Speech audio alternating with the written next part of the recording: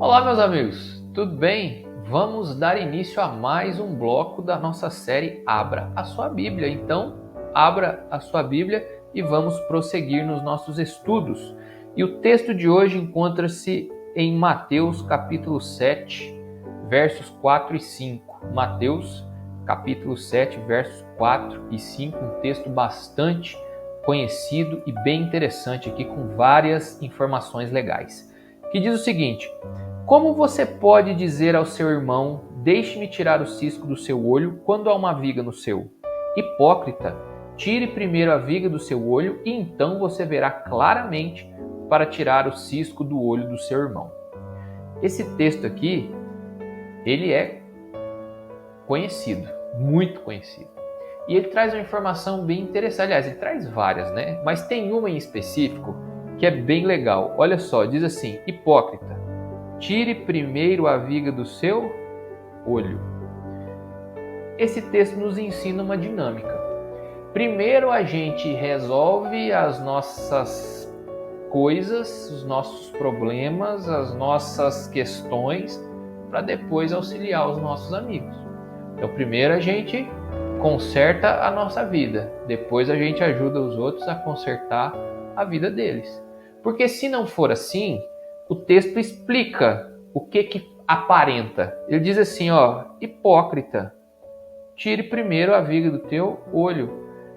Se a gente não resolve primeiro a nossa vida, fica soando hipócrita. Por quê? Porque a gente fala para as pessoas fazerem alguma coisa que a gente mesmo não faz. Não é chato quando alguém chega para você e fala assim: ei, eu acho que você tem que fazer isso, assim, assim, assim, assim, desse jeito, desse, daquele, etc.